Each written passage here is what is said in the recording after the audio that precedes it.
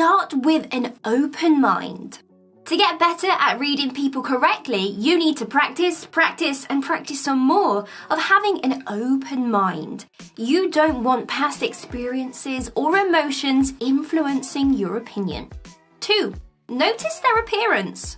There's a lot that you can learn about a person just from the way they dress. Are they dressed for comfort in jeans and a t-shirt? Or are they wearing something more ambitious, like a suit? A necklace with a cross or Buddha? Now this could indicate that they are a spiritual person in nature. There's all sorts of little things that you can pick up on. Posture. What is their posture like? A confident person holds their head high, and someone with low self-esteem may cower instead. Keep an eye on their physical movements. Now, body language is so important, and it can be used to figure out a whole lot of people. As an example, do they lean in or away during conversations? Leaning in can mean they are connecting with you. Whereas leaning away can be defensive, like, putting up a wall. Another example would be lip biting or picking at cuticles on their hands. People under pressure or in awkward situations often resort to this behaviour. Gross. Interpret facial impressions.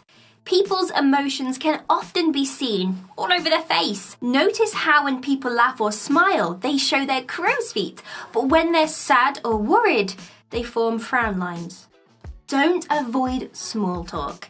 Come on, we all hate small talk, talking about the weather, but it's actually a perfect time to get to know the other person and get a baseline of their behaviour. And using the baseline, you are able to spot behaviour that's out of the ordinary from them. Scan their overall behaviour. You don't want to put too much weight to one bit of behaviour, so scan behaviour over time to build up that baseline.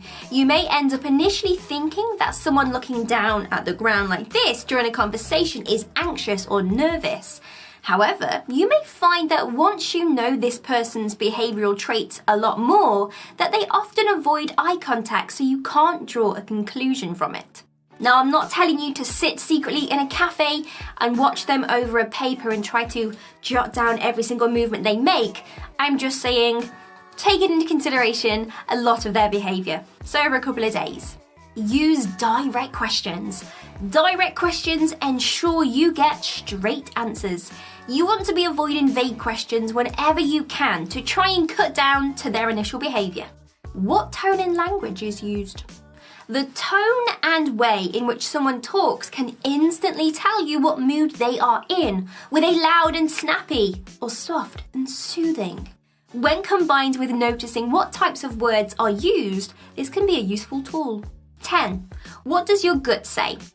Now, your gut is extremely useful and it's worth listening to because science says it's our second brain inside our stomach. When you first meet someone, you're likely to have a gut reaction, and if you're comfortable with them or not with them, then trust this. This is a primal response and it's worth paying attention to. 11. Chills or goosebumps. These can occur when you find you really get on well with someone or find something that strikes a chord with you. Notice flashes on insight. Did you just experience an aha moment about someone? Don't let it pass you by. Make a mental note of it, as it can easily be forgotten. What is their presence like? People often emit an energy around them with their personality. Do you find they have a friendly presence, or do they have more of a cold, unwelcoming energy? What are their eyes doing? Take time to observe what they are doing with their eyes. This can be used to convey if the truth or a lie is being told, and whether or not someone likes what they are looking at. Actions whilst thinking. Some people have a habit of performing certain behaviours whilst they are thinking. This includes rubbing their chin, looking up and to the side, etc. They rarely even notice they are doing it, but you can tell that they are deep in thought. Covering their mouth. People often cover their mouth when they are trying to avoid saying something. OMG. Handshakes and introductions. If the first thing you do when you meet this person is perform a handshake, take notice of what style they go for. Nope, don't be assessing if they are sweaty or not, but are they trying to show dominance with a strong, firm handshake, or are they happy with just a light shake? 18. Stress indicators. Behaviour such as a touch to the forehead or rubbing of the palms against thighs can indicate stress in a person, and considering reading up on their other stress indicators. 19. Avoid making assumptions. Once you've made an assumption about someone, it can cloud the rest of your judgment. This could lead to misunderstandings and bring with it a lot of trouble. Just because you think someone is angry, don't apply that to the rest of the read. You could have been wrong initially, couldn't you? So don't jump to any conclusions. You need to relax and keep that mind open. 20. Practice makes perfect. Just like I said at the start of the video, the more you practice reading people, the better that you will get over time.